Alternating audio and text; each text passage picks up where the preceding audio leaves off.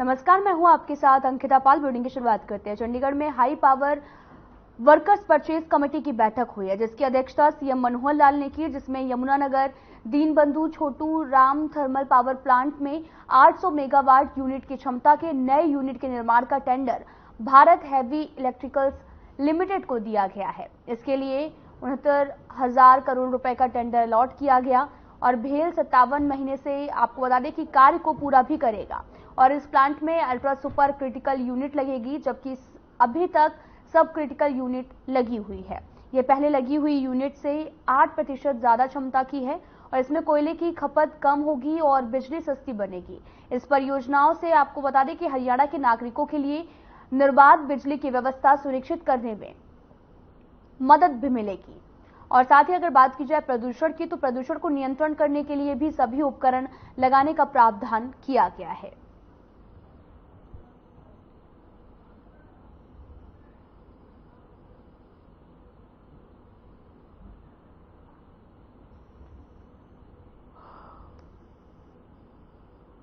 ये 800 मेगावाट का thermal power project जो 6,900 करोड़ रुपए में बनना है, माननीय मुख्यमंत्री जी की हाई पावर कमेटी ने कल ही इसका टेंडर BHEL को दिया है।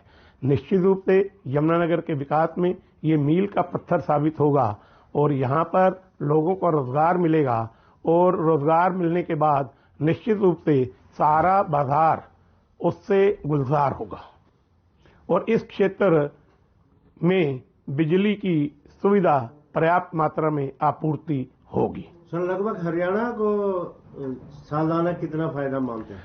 देखिए, बड़ी खुशी की बात है कि ये प्लांट हमें मिला है और 800 मेगावाट बिजली जो है यहाँ पे पैदा होगी और हरियाणा को इससे बड़ा लाभ होगा। और जिस प्रकार से कांग्रेस के और दूसरे कुछ लोगों ने बदनाम करने का काम की कोशिश की कि भाई यहाँ से वहां चला गया, हालांकि वो सरकार की एक सारे देश के बारे में योजना है कि जहां से कोयला निकलता है वहीं पर थर्मल प्लांट लगे और वहीं से बिजली बन के जाए। लेकिन सरकार ने जिस प्रकार से अपना पक्ष रखा तो उसके बाद केंद्र सरकार ने उसकी मंजूरी दी, तो हम उसके लिए उनका आभार व्यक्त करते हैं और हरियाणा को इससे बड़ा लाभ होगा।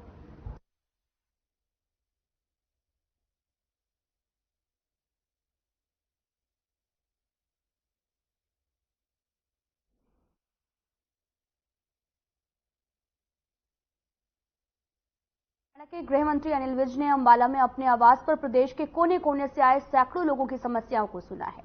अधिकारियों को कार्रवाई के निर्देश भी दिए गए हैं और चरखी दादरी से आए फरियादी ने गृह मंत्री अनिल विज को अपनी फरियाद देते हुए बताया कि महिला द्वारा उसे झूठे दुष्कर्म के मामले में फंसाया गया है। फरियादी का भी आरोप था कि महिला केस सेटल करने के बदले 20 लाख रुपए मांग रही है। पुलिस उसकी सुनवाई नहीं कर रही है। गृह मंत्री अनिल विज ने भी इस मामले में चरखी दादरी के एसपी को SIT गठित कर मामले की पुनः जांच के निर्देश दिए हैं और इसके साथ ही गृह मंत्री ने भी कई फरियादियों की समस्याएं सुनी हैं।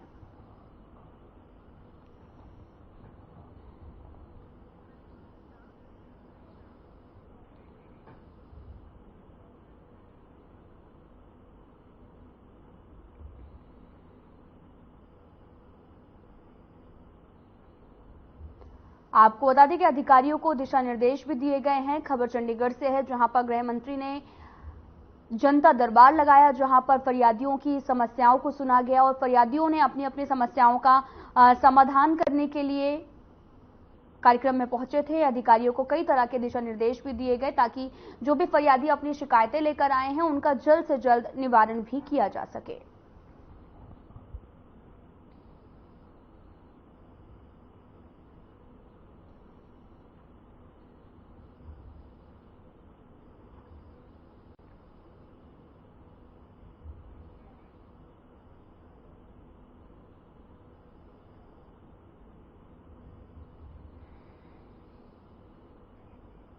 आपको बता दें कि गृह मंत्री ने लोगों की समस्याओं को सुना। आप तस्वीरें भी देख सकते हैं जहां पर फरियादी अपनी समस्याओं को लेकर गृह मंत्री के पास पहुंचे और गृह मंत्री अनिल विज ने लोगों की समस्याओं को सुना है और समस्याओं को सुनते ही उन्होंने निर्देश भी दिए हैं ताकि जल्द से जल्द समस्या का निवारण भी किया जा सके।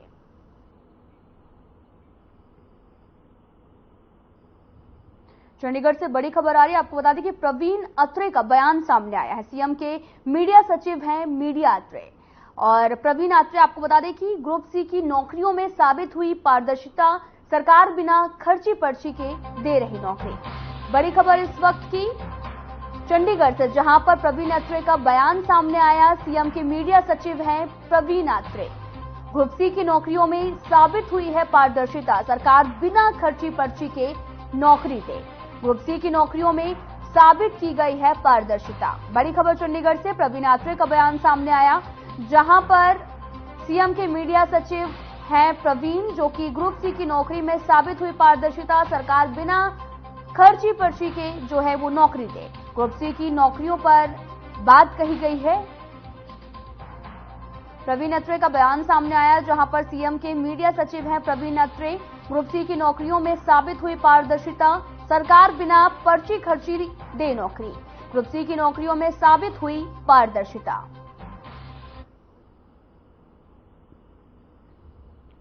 आपको बता दें कि चंडीगढ़ से इस वक्त की बड़ी खबर, जहां पर आपको बताते चलें कि प्रवीण अत्रे का बयान सामने आया, जिसमें उन्होंने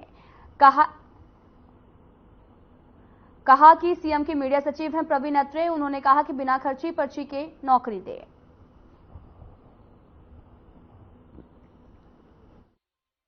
कमीशन ने ग्रुप सी के नतीजे डिक्लेयर किए, रिजल्ट जो जारी किए, उससे एक बार फिर ये साबित हुआ कि माननीय मुख्यमंत्री मनोहर लाल ने जो हरियाणा में एक व्यवस्था बनाई थी, बिना पर्ची बिना खर्ची के सरकारी नौकरी, वो आपने कल के नतीजों में देखा है। और हरियाणा के अंदर जो उत्साह का माहौल है, आप गांव में जाएं तो आप पाएंगे, क्योंकि कल से मैं लगातार ग्रामीण क्षेत्र से मेरे पास लोगों के फोन आ रहे हैं, लोग जानकारी दे रहे हैं। एक ऐसा उत्साह, गरीब व्यक्ति का बच्चा जो पढ़ता लिखता था, उसको अपनी योग्यता पे नौकरी प्राप्त हो गई। और एक गांव से मेरे पास फोन आता है, एक व्यक्ति जो दिहाड़ी करता है, उसके 2 बेटे और दोनों पढ़ने लिखने वाले थे। गांव के अंदर सरकार ने 2 लाइब्रेरी बना रखी थी, जिसका उन्होंने उपयोग किया और दोनों बच्चे नौकरी लग गए। बहुत उत्साह है। और देखिए, एक व्यवस्था वो थी जिसके बारे में एक पूर्व कांग्रेसी विधायक मीडिया के सामने छाती ठोक के ये कह रहे थे कि हमारे समय में तो पर्ची चलती थी। अब एक व्यवस्था मुख्यमंत्री मनोहर लाल ने ये बनाई है कि बिना पर्ची बिना खर्ची के युवाओं को योग्यता पे नौकरी मिलेगी, और वो कल के नतीजों से साबित हुआ है। देखिए, भर्ती रोको गैंग जो है वो पिछले 9 साल से लगातार सक्रिय रहा है हरियाणा में, और उनका प्रयास तो एकमात्र ये रहा है कि हरियाणा सरकार जो भी सरकारी नौकरियों की भर्ती निकालती थी, उस पर किसी तरह से अड़चन हो जाए। उसके लिए वो अलग अलग तरह के हथकंडे अपनाते थे, कानूनी सहायता उपलब्ध कराते थे, बहुत प्रयास रहे। लेकिन एक सुखद पहलू ये है कि वर्तमान सरकार के द्वारा दी गई कोई भी नौकरी कोर्ट ने रद्द नहीं की। हालांकि पहले की हुड्डा साहब की सरकार के दौरान की लगभग 11 नौकरियां कोर्ट ने रद्द की हैं। वर्तमान सरकार ने अगर कहीं ये महसूस किया कि किसी एग्जाम के अंदर कोई नकल हुई या किसी तरह की कोई कोताही हुई, तो सरकार ने ही उसको रोक दिया। लेकिन कोर्ट से हमारी कोई नौकरी रद्द नहीं हुई, और भर्ती रोको गैंग को तो मुंह की खानी पड़ी कल के नतीजे आने के बाद। और कुछ बच्चों ने तो मुझे खुद फोन करके ये बात बोली कि देखिए, भर्ती रोको गैंग ने तो प्रयास किया, लेकिन सरकार की कार्यशैली की वजह से आज योग्य बच्चों को नौकरी प्राप्त हुई है। मैंने अभी जैसे बताया कि एक पिता ने जब बताया कि गांव में 2 लाइब्रेरी जो सरकार ने खोली हुई हैं, उसका उपयोग उसके बेटों ने किया, क्योंकि वो तो एक दिहाड़ीदार था। उस व्यक्ति के पास इतनी आर्थिक उपलब्धता नहीं थी कि वे अपने बच्चों को किताबें उपलब्ध करा सके। वो तो यहां तक कह रहा था कि साहब, हमें तो कई बार फार्म भरने के पैसों की दिक्कत हो जाती थी। मुख्यमंत्री मनोहर लाल ने जब कॉमन एंट्रेंस टेस्ट का सिस्टम शुरू किया, उसका लाभ भी बच्चों को प्राप्त हुआ। तो जो बच्चे भले गरीब परिवार के थे, जिनके पास कोई सिफारिश नहीं होती थी, जिनके पास कोई धन नहीं है, ऐसे बच्चे जब अपनी योग्यता से नौकरी प्राप्त करते हैं तो वो मुख्यमंत्री मनोहर लाल को आशीर्वाद देते हैं। और कल जितने फोन मेरे पास आए, हर व्यक्ति, हर अभिभावक मुख्यमंत्री मनोहर लाल के लिए दुआएं मांग रहा था, फोन पे मुख्यमंत्री मनोहर लाल को आशीर्वाद दे रहा था। और यही व्यवस्था परिवर्तन का एक बहुत बड़ा सूचक है। डिस्ट्रिक्ट सिरसा के अंदर गांव है रिसालिया खेड़ा, उस एक गांव से 38 बच्चे नौकरी लगते हैं कल जो रिजल्ट डिक्लेयर हुए हैं उस रिजल्ट के अंदर। और ये उस गांव के लिए कितना सैर्स विषय है। डिस्ट्रिक्ट जींद के अंदर कल मुझे बाकायदा वीडियो भेजी गई जिसमें लोग ढोल बजा रहे हैं, लोग खुशी मना रहे हैं, पूरा गांव इकट्ठा है, क्योंकि गांव के 6 बच्चे नौकरी लगते हैं इस कल के रिजल्ट के अंदर। तो इस तरह का जो माहौल हरियाणा प्रदेश के अंदर है, उसने बच्चों में एक जोश पैदा किया है। बच्चों को एक विश्वास हो गया है कि बच्चे को पढ़ना है और पढ़ के अपनी योग्यता पे नौकरी प्राप्त करनी है, क्योंकि ये व्यवस्था मुख्यमंत्री मनोहर लाल ने हरियाणा में बना दी। कांग्रेस के एसआरके ग्रुप की जन संदेश यात्रा के दौरान रणदीप सुरजेवाला ने आपको बता दें कि सरकार को घेरते हुए कहा कि डमरू बजाने वालों को सत्ता पर बैठाया है। इस दौरान कुमारी शैलजा ने भी कहा कि राम कब से बीजेपी आरएसएस के हो गए हैं। इस पर हुए हरियाणा के गृह मंत्री अनिल विज ने भी पलटवार किया और उन्होंने भी कह दिया कि कांग्रेस के लोग शालीनता भूल गए हैं और किसी न किसी तरह से हिंदू धर्म पर कटाक्ष कर रहे हैं। विज ने यह भी कहा कि राम तो सबके हैं, कम से कम राम को तो किसी जाति धर्म से या किसी वर्ग में ना बांटो।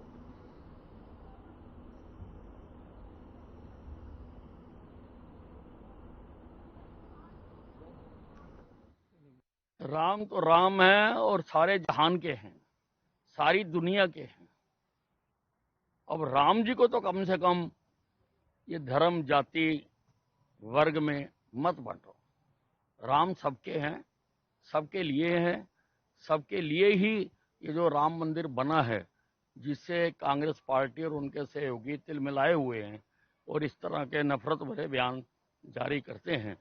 राम तो सबके हैं, आदर्श पुरुष उनको मनाइए। बात यह है कि कांग्रेस के लोग शालीनता भूल गए हैं और ये किसी न किसी तरीके से हिंदू धर्म पर कटाक्ष करना चाहते हैं और इसीलिए इस प्रकार के उदाहरण देते हैं। ये मकसद इनका होता है हिंदू धर्म। हरियाणा के संसदीय कार्य मंत्री कंवरपाल गुर्जर से हमारे सहयोगी ओपी शर्मा ने खास बातचीत की है। इस दौरान कंवरपाल गुर्जर ने 20 फरवरी से शुरू होने वाले बजट सत्र के बारे में जानकारी दी। मंत्री कंवरपाल गुर्जर ने क्या कुछ कहा, आपको सुनवाते हैं। हरियाणा की बीजेपी सरकार पार्ट 2 के अंतिम बजट सत्र जो है वो 20 फरवरी से शुरू हो रहा है। इसी पर बातचीत करने के लिए हमारे साथ हरियाणा के संसदीय कार्य मंत्री कंवरपाल गुर्जर हैं, उनसे बात करते हैं। सर, आपके पार्ट 2 के जो कार्यकाल है उसका आखिरी जो है वो बजट है, इसके बाद चुनाव होना है, तो किस तरह का बजट जो है इस बार देखा जाएगा और सत्र को लेकर सरकार की क्या तैयारी है? देखिए, हर बार माननीय मुख्यमंत्री ने जो भी बजट प्रस्तुत किया उसमें उन्होंने सबकी राय ली। चाहे बिजनेसमैन था उसकी भी राय ली, चाहे विधायक था उसकी भी राय ली, चाहे आम आदमी वैसा था उसकी भी राय ली। तो सबकी राय से ही बजट प्रस्तुत किया और हर बार बजट की तारीफ हुई कि बहुत ही अच्छा बजट प्रस्तुत किया। और वर्तमान बजट भी इस प्रकार जो अब की बार का बजट है वो निश्चित तौर से ऐसे ही बजट आएगा जो जनहित का होगा और जिससे लाभ होगा, जिससे विकास दर जो है बढ़ेगी। सर, आखिरी बजट है उस लहजे से माना जा सकता है विपक्ष शायद ज्यादा पहले से जो है ज्यादा आक्रामक रहेगा। आज जो हरियाणा कांग्रेस की विधायक दल की बैठक है उसके अंदर जो है वो अपनी रणनीति तैयार करेंगे और साथ ही नेता विपक्ष भूपेंद्र सिंह हुड्डा ने पिछले दिनों कहा था कि बीजेपी सरकार में काम नहीं होते, सिर्फ कर्ज जो है वो बढ़ाया जाता है। तो कहीं ना कहीं उनके जो है एक आक्रामक रवैया नहीं दिखाई दे रहा है कि इस बार विधानसभा में ज्यादा हल्ला शोर शराबा देखने को मिल सकता है? कुछ नहीं होगा, हर बार इसी प्रकार कहते हैं, आज तक कुछ नहीं है। जो कहते हैं कि भाई काम नहीं रहे, तो मैं दावे के साथ ये बात कह रहा कि उनकी सरकार ने 10 साल में जितने काम किए और वर्तमान सरकार ने जितने काम किए, अगर वो 3 गुना से ज्यादा हो तब तो उसको मानियो काम किए हमने। अगर 3 गुना से कम हो तो आप मान लीजिए हमने फेल कर दिया। जहां तक नौकरियों की बात है, अगर जितनी नौकरियां उन्हें दी और जितनी नौकरियां हम देंगे जब हमारा कार्यकाल पूरा होगा, अगर वो 2 गुणी होंगी तो मानना, अगर 2 गुणी से कम होगी तो आप मान लेना कि हमने दी नहीं है।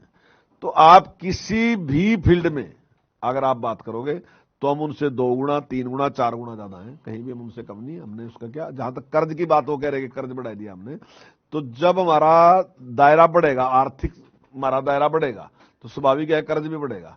अब जब चौधरी भूपेंद्र सिंह हुड्डा जी जब मुख्यमंत्री थे तब 60,000 करोड़ का बजट था और अब की बार जो बजट प्रस्तुत होगा, हालांकि मैं वो नहीं कर सकता, लेकिन मैं दावे के साथ कह रहा कि 2 लाख करोड़ से बड़ा बजट होगा। तो जब 60,000 करोड़ के मुकाबले में बजट 2 लाख करोड़ का बनेगा तो स्वाभाविक है कि कुछ खर्चे बढ़ेंगे। और ये बुरा नहीं माना जाता, एक नियम है बना कि कितना आपका जो आर्थिक जो है आपका वो कितना है और उसमें कर्ज कितना है, तो उसमें जो परसेंटेज दी गई हमारा कर्ज उससे बहुत कम है। और जिस प्रकार से हमारा इंफ्रास्ट्रक्चर हमने खड़ा किया, तो आज तक जितने भी आर्थिक विशेषज्ञ हैं उन सब ने कहा कि हरियाणा की जो स्थिति है वो सबसे बढ़िया है। सर एक बार फिर आपकी शिक्षा विभाग से संबंधित सवाल है और हाई कोर्ट में एक दूसरा एफिडेविट सरकार की तरफ से दिया गया जिसमें खुद माना है कि 14,000 कमरों की कमी है और करीबन 30,000 के आसपास पीजीटी टीजीटी जो है वो शिक्षकों की कमी है। इसको लेकर क्या कहेंगे? विपक्ष भी हंगामा करेगा, अगला चुनाव भी होना है, लोगों को एक बड़ा मुद्दा कहीं ना कहीं नहीं मिल रहा। नहीं, देखिए, आपने थोड़ी सी संख्या बढ़ाई थी, 8200 की कही थी, आपने 14,000 कर दी। तो उन्होंने कहा कि 8200 कमरों की कमी है। ठीक है, 8200 कमरों की कमी है, लेकिन जहां इतना बड़ा हो, 14,000 स्कूल चलाते हैं, 14,000 स्कूल में अगर औसतन 10 कमरे आप लगा लो तो 1,40,000 कमरे बैठेंगे। तो 1,40,000 कमरों में अगर 8200 कमरे कम हो तो ये मैं समझता हूं कोई बहुत बड़ा मुद्दा नहीं है, क्योंकि लगातार चलने वाला प्रोसेस है। अब कुछ कमरे ऐसे हैं जो 40 साल पहले बने थे, कुछ 30 साल पहले बने थे, कुछ 25 साल पहले बने थे। तो ऐसा ऐसा जो 40 साल वाले टूटेंगे तो वो नहीं बढ़ेंगे। तो ये तो प्रोसेस चलता ही रहेगा, ये तो इतनी कमी तो चलती रहेगी, बढ़ते रहेंगे, चलते रहेंगे, ये कोई विषय नहीं है। और कुल मिला के इंफ्रास्ट्रक्चर की दृष्टि से हरियाणा के स्कूल जो है वो बहुत अच्छी स्थिति में। सर, एक आखिरी सवाल ये कि पिछले सत्र के दौरान जो जींद जिले के एक स्कूल में बच्चियों के साथ कथित तौर पर जो है वो हरासमेंट का एक मामला सामने आया था, उसको लेकर डिप्टी सीएम और कांग्रेस विधायक गीता बुक्कल के बीच में काफी जो है वो तनातनी देखी गई थी। उसके बाद एक कमेटी जो है वो आपके अध्यक्षता में जो है वो बनाई गई थी। तो उस कमेटी की रिपोर्ट का भी फिलहाल क्या स्टेटस है? क्या उसको पटल पर रखा जाएगा? नहीं, देखिए, उसकी हमने बैठक की थी और अभी आज हमने उसकी बैठक दोबारा करनी थी, लेकिन अभी तक पुलिस की ओर से उसकी जो हमने जानकारी मांगी थी वो अभी आई नहीं थी। तो इसलिए अगले बुधवार या मंगलवार या बुधवार को अगली मीटिंग रखी जाएगी और पुलिस की तरफ से जब वो हमें जानकारी मिल जाएगी तो उसके बाद उस पर निर्णय करेंगे। तो ये थे हमारे साथ हरियाणा के संसदीय कार्य मंत्री कंवरपाल गुर्जर, जिनका कहना था कि बजट सत्र को लेकर सरकार की जो है पूरी तैयारी है, विपक्ष जो भी सवाल पूछेगा सरकार पूरी तैयारी के साथ जवाब देगी। चंडीगढ़ से हर खबर के लिए ओपी शर्मा। हरियाणा महिला कांग्रेस ने प्रेस वार्ता की है और आपको बता दें कि राज्य प्रधान सुधा भारद्वाज ने यह प्रेस वार्ता की है। राहुल गांधी अपनी भारत जोड़ो यात्रा कर रहे हैं। इस यात्रा में कांग्रेस की महिला कार्यकर्ताएं भी शामिल हुई। महिलाओं की ओर से सरकार से कई मांगे भी की गई, जिसमें महंगाई का मुद्दा भी शामिल है। इस दौरान उन्होंने ये भी कहा कि सरकार महंगाई पर नियंत्रण करे, साथ ही लोगों को सब्सिडी भी उपलब्ध करवाई जाए। महिलाओं को भी समान काम, समय और वेतन दिए जाने की मांग की गई है। कांग्रेस की महिला कार्यकर्ताओं का भी कहना है कि महिलाओं का सामाजिक सशक्तिकरण किया जाए, इसमें महिला स्वास्थ्य सबसे जरूरी है और साथ ही हर 5 किलोमीटर में एक स्वास्थ्य केंद्र खोला जाए।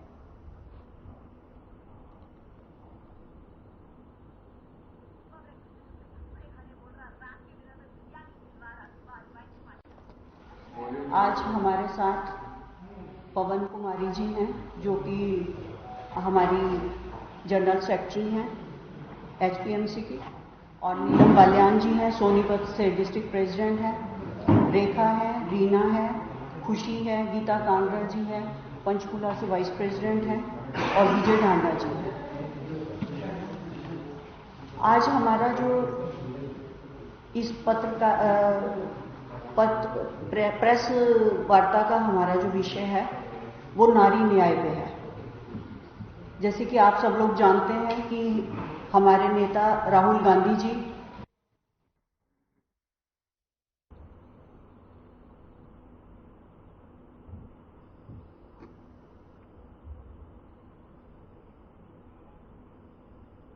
यमुनानगर जिले के नगली 32 में सीएम फ्लाइंग की टीम ने एक बार फिर से दस्तक दी है। हर बार की तरह इस बार भी सीएम उड़न दस्ते की टीम ने अवैध माइनिंग कर रहे खनन माफिया पर शिकंजा कसा है। सीएम फ्लाइंग की टीम जैसे ही वहां पर पहुंची तो लोगों को में जो है हड़कंप भी मच गया। ट्रक ड्राइवर ट्रकों को छोड़कर मौके से फरार हो गए। इस दौरान एक जेसीबी भी ड्राइवर मौके से ले जाने में कामयाब हुआ। सीएम उड़न दस्ते के इंस्पेक्टर दिनेश शर्मा ने भी बताया कि हमें गुप्त सूचना मिली थी कि नगली 32 में एएन नाम से एक स्क्रीनिंग प्लांट नियमों की धज्जियां उड़ाते हुए दिन में भी चल रहा है, जिसके बाद टीम मौके पर पहुंची तो उन्हें काम चलता दिखाई दिया। और दिनेश शर्मा ने बताया कि 1 महीने पहले भी इसी स्क्रीनिंग संयंत्र पर कार्रवाई की जा चुकी है। 32 में जिसको काफी दिनों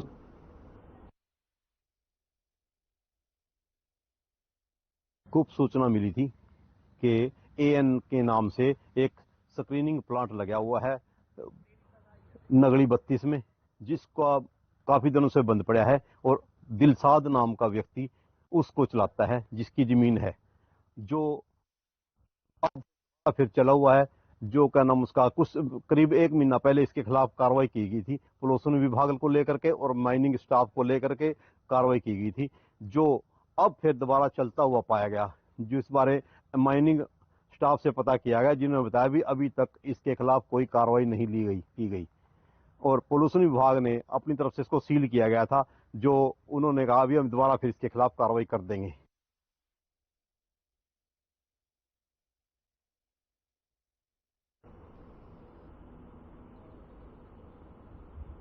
चंडीगढ़ नगर निगम के मतदान में हुई कथित धांधली को लेकर कांग्रेस और आम आदमी पार्टी का प्रदर्शन जारी है। NSUI कार्यकर्ता नगर निगम कार्यालय पहुंचे। इस दौरान पुलिस ने कार्यकर्ताओं को रोकने के लिए वाटर कैनन का इस्तेमाल करना पड़ा, साथ ही हल्का लाठीचार्ज भी किया गया। आपको बताते चले कि NSUI कार्यकर्ता नगर निगम कार्यालय का घेराव करना चाहते थे। पुलिस ने उन्हें बैरिकेड्स लगाकर रोकने की कोशिश की, लेकिन कार्यकर्ता नहीं माने। ऐसे में पुलिस ने पहले वाटर कैनन का इस्तेमाल किया और फिर बाद में लाठीचार्ज भी किया है।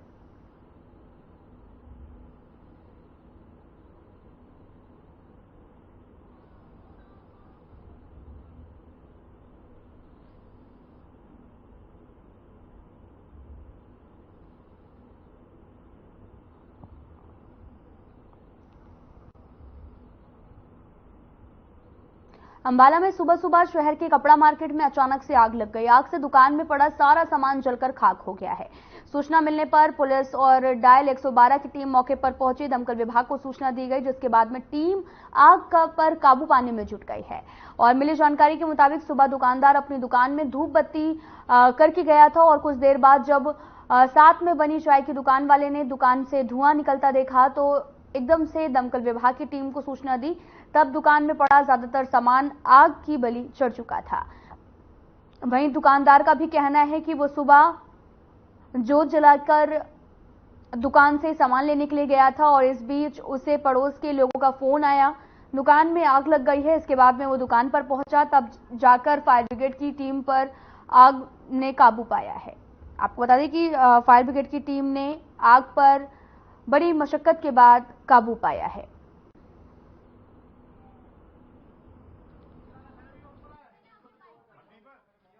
मैं अपनी शॉप पे था जी, तो मेरे को धुआं सा नजर आया बाहर, तो मैंने बाहर देखा तो शटर नीचे था, उस दुकान से धुआं निकल रहा था। जब धुआं निकल रहा तो मैंने कहा भी पता नहीं क्यों धुआं में जोत जलाई होगी या कुछ करा होगा उन्होंने। तो जब ज्यादा फैल गया धुआं तो मैंने रोला डाल दिया। मेरी दुकान में सिलेंडर पड़ा था, चाय की दुकान है मेरी, मैंने फटाफट सिलेंडर बाहर निकाला पहले उसको, मैं कहीं नुकसान ना हो किसी चीज का। तो उसके बाद क्या हुआ, फिर उसके बाद मैंने रोला पाया, मैंने शटर उठाया ऊपर, मैंने 3-4 बाल्टियां पानी के अंदर गिरी, लेकिन वो आग बहुत फैल चुकी थी, इतने में इतनी फैल गई थी। फायर ब्रिगेड जी को बुलाया गया, फिर वो लोग आए तो अब जाके उन्होंने इस आग को, ये उसका जैसे वो भगवान के वस्त्र बनाते हैं ना जी, रुमाला वगैरह बनाते हैं, जैसे गुरुद्वारा साहब के बनाते हैं वस्त्र। स्थिति को कंट्रोल कर रखा है हमने। कपड़े की मार्केट में आग लगी थी, उन्होंने बोला कि यहाँ पे आ गए, गाड़ी आने में थोड़ी परेशानी हुई है, लेकिन स्थिति को काबू कर रखा है, कोई दिक्कत वाली बात नहीं है। 2-3 गाड़ियां लग रही हैं, 10-20 मुलाजम भी हैं, अपने कोई ऐसी दिक्कत नहीं है। कितने दुकानों में आग लगी, क्या कुछ नुकसान? अभी तो नुकसान के बारे में और उसके बारे में कुछ नहीं पता लगेगा जी, तो दुकान वाले ही बताएंगे ना। कितने दुकानों में आग? अब 3-4 दुकानों में आ गया, अभी खोल के देख रहे हैं किसमें कितनी है। गाड़ियां 3 लग रही है अभी मौके पे। क्या कहना चाहोगे, संकरी गलियां हैं, बड़ी दिक्कत का? ये तो देखो सभी को पता है जी, मैं क्या कहूँगा इसके बारे में। ये तो कोई आज से तो हुआ नहीं है कि पहली बार है, कपड़ा मार्केट जब से तब से ही ऐसे ही हाल है। दुकानदारों से क्या अपील करना? दुकानदारों से बार अपील करते हैं, लेकिन कोई असर तो होता नहीं ना उस चीज का। मैं रघुवीर सिंह है जी मेरा नाम। मैं सवेरे 8:30 बजे आया सी, मैं जोत करके चले गए सी माल लेके। मैंने पड़ोसियों ने फोन किया तेरी दुकान से आग लगी हुई है, मैं फिर आया सी। किस चीज की दुकान है? क्या मेरी आई जी रुमाले चंदोए, पीर की चदरा, गुरुद्वारे के रुमाले चंदोए, पीर मंदिर के वस्त्र है। कितना क्या नुकसान हुआ? नुकसान में मेरा 20 लाख रुपए से ऊपर माल था ये मेरा। कपड़ा मार्केट में एक ये बग्गा साड़ी के साथ में गली है, उसमें दुकान है कपड़े की, रुमाल वगैरह की दुकान है रघुवीर की। तो डायल 112 से हमें सूचना मिली थी कि कपड़ा मार्केट में दुकान में आग लगी है, तो फायर ब्रिगेड भी मौके पे आ गई थी और हम भी आगे थे। अभी आग बुझ चुकी है। वैसे तो एक ही दुकान में आग लगी है रघुवीर की, एक शायद थोड़ा ऊपर वाली दुकान में कुछ आग लगी है। अक्सर संकरी गलियां हैं तो दुकानदार अतिक्रमण करके बैठे हैं, इससे बड़ी परेशानी का सामना करना पड़ता है, क्या करें? ये हम इनको डेली बताते भी हैं और ये हमारा एक अभियान भी चलाया, मैं पहले भी चलाया है।